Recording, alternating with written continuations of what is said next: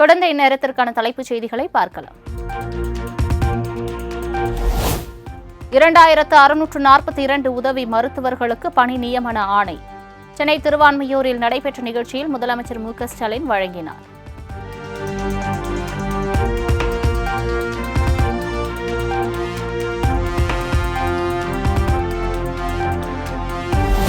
தமிழ்நாட்டு மருத்துவ கட்டமைப்பை இந்திய அளவில் மட்டுமல்லாமல் உலக அளவில் பாராட்டும் வகையில் உருவாக்கி இருக்கிறோம். நாட்டின் மருத்துவ தலைநகராக தமிழ்நாடு இருக்க திமுகவே காரணம் என முதலமைச்சர் மு க ஸ்டாலின் பெருமிதம். மக்கள் ரொம்ப உயர்வாக பார்க்கிறாங்க. தமிழ்நாடு இன்றைக்கு இந்தியாவுடைய மருத்துவ தலைநகரம் இருக்குது என்ற காரணம், அதுக்கு திராவிட முன்னேற்ற கழக ஆட்சி காலங்களில் நம்முடைய முத்தமிழறிஞர் தலைவர் கலைஞர் அவர்கள் உருவாக்கின மருத்துவ கட்டமைப்பு தான் அதற்கு காரணம்.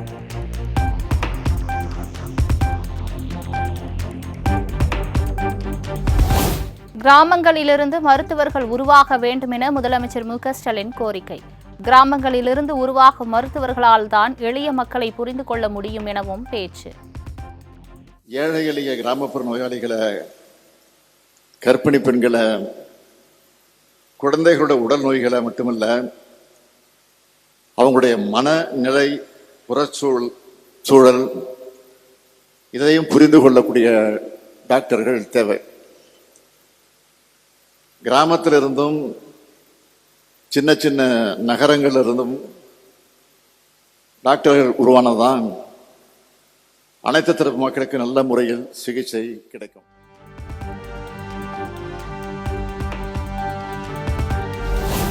தமிழ்நாட்டில் 5000 கோடி ரூபாயில் முதலீட்டில் தோல் அல்லாத காலணி தொழிற்சாலை அமைக்க ஒப்பந்தம் கையெழுத்தானது.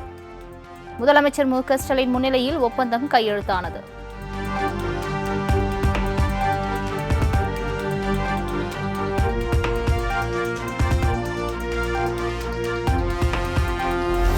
தமிழகத்தில் திமுகவின் தேச விரோத மற்றும் மக்கள் விரோத ஆட்சியை முடிவுக்கு கொண்டு வரும் நேரம் தொடங்கிவிட்டதாக அமித்ஷா சூளுரை. வகுப்புவாதம், பிரிவினைவாதம் உள்ளிட்டவைகளுக்கு முடிவு கட்டப்படும் எனவும் உறுதி.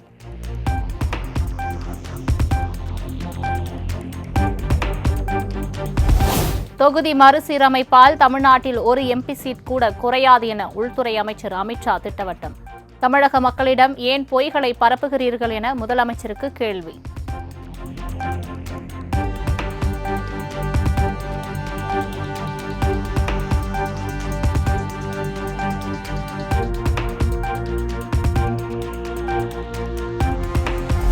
நாடாளுமன்ற தொகுதி மறுசீரமைப்பு விவகாரத்தில் உள்துறை அமைச்சர் அமித்ஷா குழப்புவதாக திமுக எம்பி ராசா குற்றச்சாட்டு.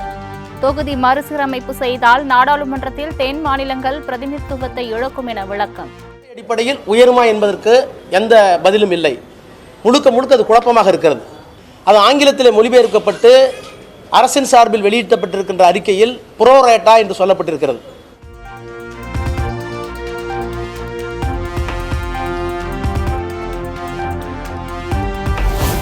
மக்கள் தொகை அடிப்படையில் மட்டுமே தொகுதி மறுசீரமைப்பு செய்யக்கூடாது என திமுக வலியுறுத்தல். தமிழ்நாட்டு மக்களை தண்டிப்பது ஜனநாயகத்திற்கு உகந்தது அல்ல எனவும் ராசா காட்டும். மறுசீரமைப்பு என்பது மக்கள் தொகை அடிப்படையில் மட்டுமே இருக்க இயலாது என்பதை நாடாளுமன்றம் சட்டம் இயற்றி ஏற்றுக்கொண்டதன் அடிப்படையிலே தான் தள்ளி வைத்திருக்கிறோம்.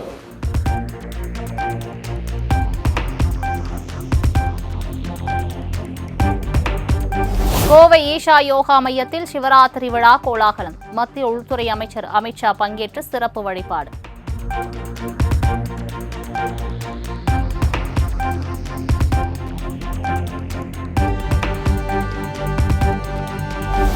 மத்திய பாஜக அரசு ஹிந்தியை திணிக்கிறது என பட்டப்பகலில் கபட நாடகம் போடுகிறார் முதலமைச்சர் என அண்ணாமலை சாடல். திமுகவை 2026 வேரோடு பிடுங்கி அகற்ற வேண்டும் என்பதில் உறுதியாக இருப்பதாகவும் பேச்சு.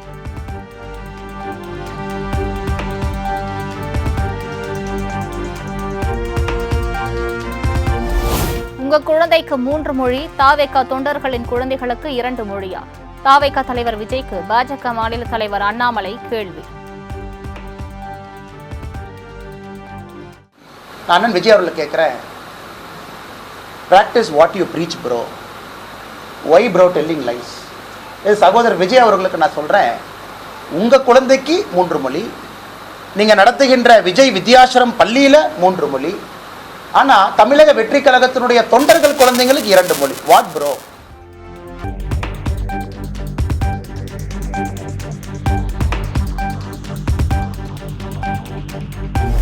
பொய் பிரச்சாரங்களை புறந்தள்ளிவிட்டு மும்மொழி கொள்கையை நிச்சயம் ஏற்போம். வாட் ப்ரோ எதிர்ப்பும். What bro, it's very wrong bro என தாவேகா தலைவர் விஜய் பேச்சு. What bro, it's very wrong bro.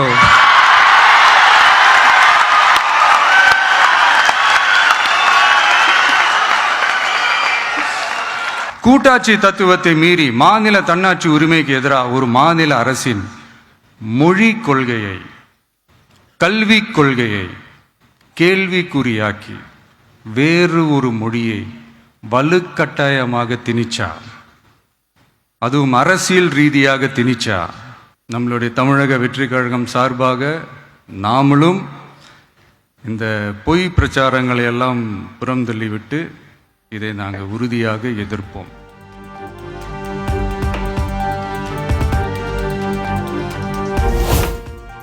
மொழி விவகாரத்தில் பேசி வைத்து திமுக பாஜக அரசுகள் மக்களை ஏமாற்றுகிறார்கள். பாஜகவும் திமுகவும் எல்கேஜி யூகேஜி பசங்க போல் இணையத்தில் ஹேஷ்டாக் போட்டு விளையாடுவதாக விஜய் விமர்சனம். அதான் நம்ம அரசியல் இனிமையும் கொள்கை இனிமையும் 2 பேரும் என்ன பண்றாங்கன்னா, 2 பேரும் பேசி வச்சுக்கிட்டு இந்த செட்டிங்லாம் பண்ணி வச்சுக்கிட்டு மாற்றி மாற்றி சோஷியல் மீடியாவில் ஹேஷ்டாக் போட்டு விளையாட்டுருக்கிறாங்க.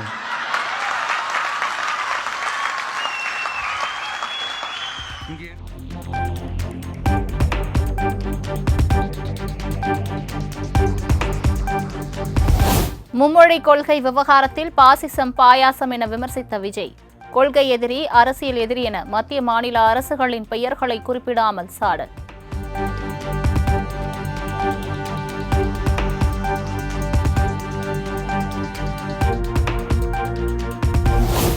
வெளிநாட்டில் பொருளாதாரத்தை உருவாக்கி கடன் வாங்குவர், தமிழ்நாட்டில் கடனை உருவாக்கி ஊழல் செய்து வருகின்றனர். ஊழல்வாதிகளின் கைகளில் உள்ள தமிழ்நாடு அரசியல் இருப்பதை துடை தெரிய வேண்டும் என ஆதவ் அர்ஜுனா ஆவேசம். அதுல ஊழல் பண்றாங்க, இதுதான் பிரச்சனை. ஊழல் பண்றீங்க, ஒரு பொருளாதாரத்தை உருவாக்கி ஊழல் பண்ணா கூட ஒரு பெரிய புரட்சியை மேலை நாடுகளை பார்க்கலாம்.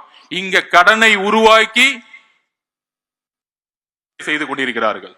நம்மளுடைய தலையில எல்லாம் 9 லட்சம் கோடி இருக்கு. இன்னைக்கு 4 வருஷத்துல 4 லட்சம் கோடி.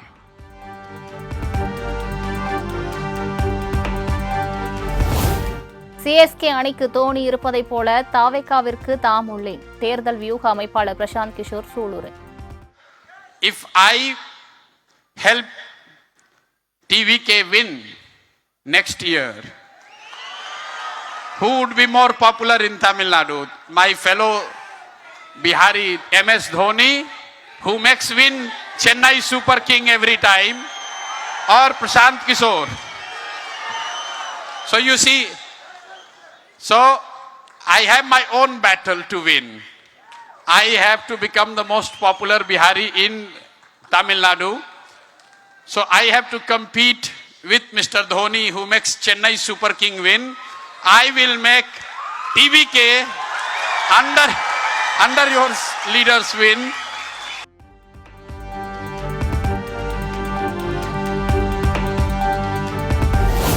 கெட் அவுட் கையெழுத்து இயக்கத்தை கையொப்பமிட்டு தொடங்கி வைத்தார் தமிழக வெற்றிக் கழக தலைவர் விஜய்.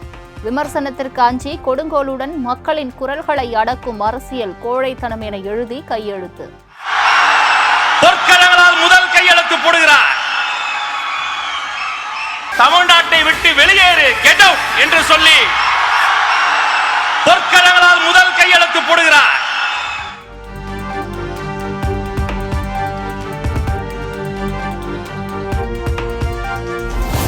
உள்ளூரில் விலை போகாத பிரசாந்த் கிஷோரை வியூகத்திற்கு அழைத்துள்ளனர். தமிழக வெற்றிக் கழக விழாவில் பிரசாந்த் கிஷோர் பங்கேற்றது குறித்து அமைச்சர் KN நேரு விமர்சனம். நடிகர் விஜய் அவருடைய கட்சியில் நடைபெறுகிற தொடக்க விழாவில் இவர் நம்ம பிரசாந்த் கிஷோர் பார்க்க போகிறாரு, பேச போகிறாருலாம் சொன்னாங்க. தயவுசெய்து என்னென்ன சொன்னவர்கிட்ட சொன்னேன், உள்ளூரில் விளம்பரம் அவரு அங்கே பிரசாந்த் கிஷோர் பீகாரில்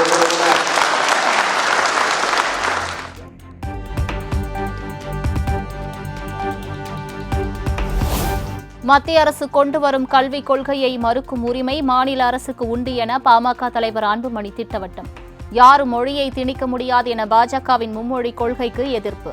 குறிப்பா திமுக தான் நீங்க கல்வியை வியாபாரமாக்கிட்டு இன்னைக்கு நீங்க ஹிந்தியை எதிர்க்கிறது எந்த வகையில் நியாயம் அது?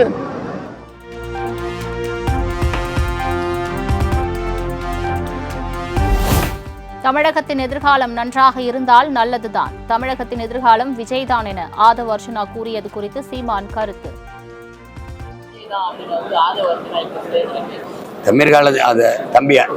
ஒரு தம்பியே இன்னொரு தம்பி சொல்றாரு, வரவேற்போம். எதிர்காலம் நல்லா இருக்கட்டும், தமிழகத்திற்கு நிறைய நல்ல எதிர்காலம் வந்தா சரிதானே, மகிழ்ச்சி தானே.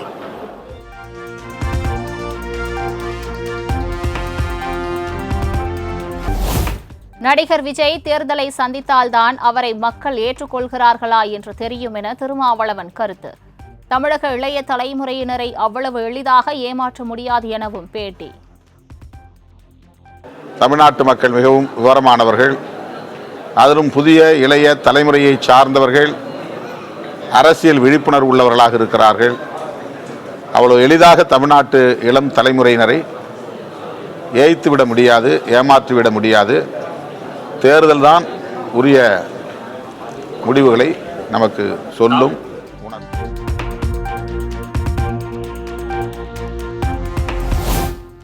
விஜயால் தமிழகத்தில் எந்த புரட்சியையும் செய்ய முடியாது என முத்தரசன் கருத்து.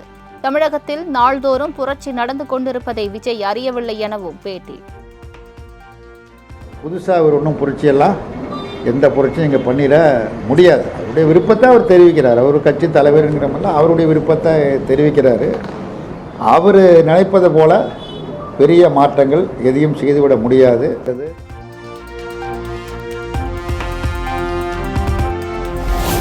நாம் தமிழர் கட்சி ஒருங்கிணைப்பாளர் சீமான் மீதான பாலியல் புகார் விவகாரம்.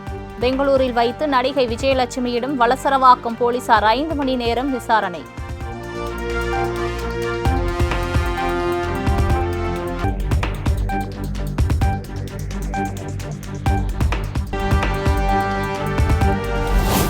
சாதி மத அடிப்படையில் அரசியல்வாதிகள் தேர்தலை சந்திக்கும் நடைமுறையில் மாற்றம் வரும் என சென்னை உயர்நீதிமன்றம் நம்பிக்கை. ஜனநாயகத்தில் இந்தியா அடியெடுத்து வைத்து 75 ஆண்டுகள் ஆனாலும் இந்தியா இன்னும் குழந்தைதான் எனவும் கருத்து.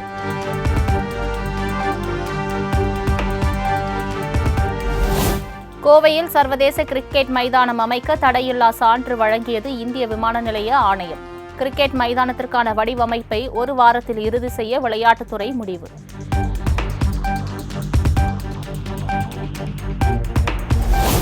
கடன் வாங்குவதற்காக அடமானமாக வைத்த விற்பனை பத்திரத்தை தொலைத்த விவகாரம். வாடிக்கையாளருக்கு 2 லட்சம் இழப்பீடு வழங்க வேண்டும் என இந்தியன் ஓவர்சீஸ் வங்கிக்கு சென்னை உயர்நீதிமன்றம் உத்தரவு.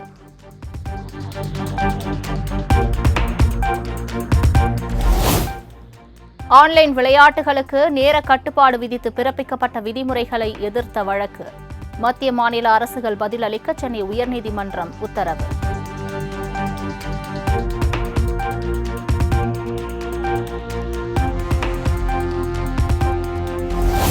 கள்ளக்குறிச்சி அருகே புகார் கொடுத்தவரையே கடுமையாக தாக்கி விவசாய பயிர்களை அடித்ததை எதிர்த்து வழக்கு. திருநாவலூர் காவல் உதவி ஆய்வாளர் மீது ஒழுங்கு நடவடிக்கை எடுக்க தமிழக அரசுக்கு மாநில மனித உரிமை ஆணையர் பரிந்துரை.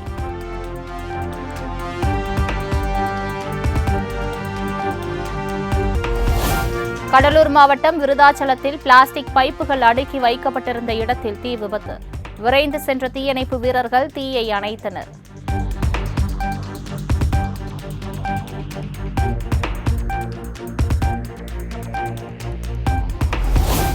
நாமக்கல் அருகே கல்குவாரி விவகாரத்தில் 2 விஏஓக்கள் மீதான சஸ்பெண்ட் நடவடிக்கை ரத்து. 200க்கும் மேற்பட்ட விஏஓக்கள் ஆட்சியர் அலுவலகத்தை முற்றுகையிட்டு போராட்டம் நடத்திய நிலையில் நடவடிக்கை.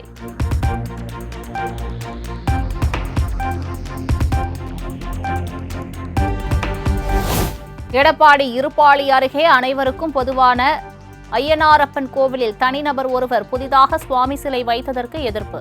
100க்கும் மேற்பட்ட பெண்கள் கோவில் முன்பு அமர்ந்து தர்ணா போராட்டம்.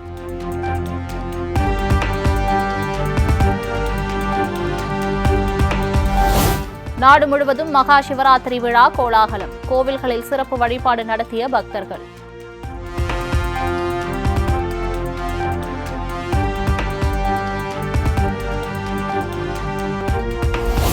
தெலுங்கானா மாநிலத்தில் மேற்கொள்ளப்பட்ட சாதிவாரி கணக்கெடுப்பை அங்கீகரிக்க கோரிக்கை. பிரதமர் மோடியை நேரில் சந்தித்து முதலமைச்சர் ரேவந்த் ரெட்டி வலியுறுத்தல்.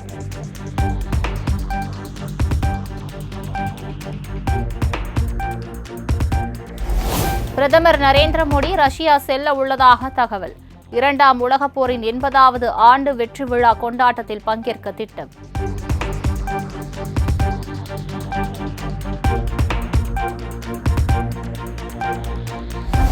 சிபிஎஸ்இ, ஐசிஎஸ்இ பள்ளிகளில் தெலுங்கு மொழி பாடத்தை கட்டாயமாக்கியது தெலுங்கானா அரசு. 1ஆம் வகுப்பு முதல் 10ஆம் வகுப்பு வரை தெலுங்கு மொழி பாடம் கட்டாயமாக கற்பிக்கப்பட வேண்டும் என உத்தரவு.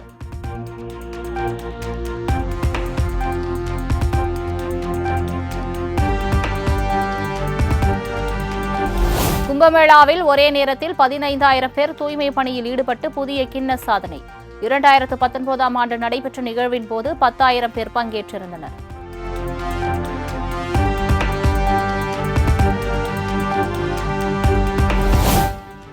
உத்தரப்பிரதேச மாநிலம் பிரயாக்ராஜில் ஜனவரி 13ஆம் தேதி தொடங்கிய மகா கும்பமேளா இன்றோடு நிறைவு. கடைசி நாள் என்பதால் லட்சக்கணக்கானோர் புனித நீராடல்.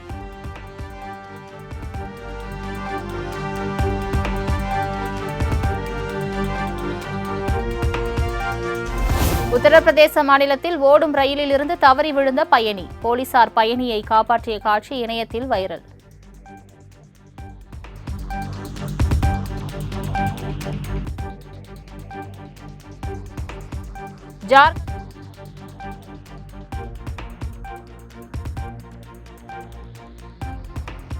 ஜார்க்கண்ட் மாநிலத்தில் சிவராத்திரி கொண்டாடுவது தொடர்பாக மோதல். வாகனங்களுக்கு தீ வைக்கப்பட்டதால் பதற்றம்.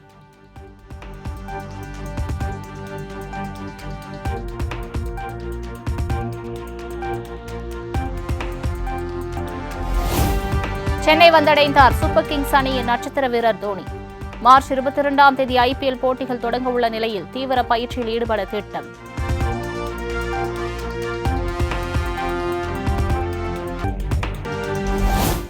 தஞ்சாவூர், திருவாரூர், நாகை, மயிலாடுதுறை உள்ளிட்ட 9 மாவட்டங்களில் நாளை கனமழைக்கு வாய்ப்பு. 12 மாவட்டங்களில் நாளை மறுநாள் கனமழைக்கு வாய்ப்புள்ளதாகவும் வானிலை ஆய்வு மையம் தகவல்.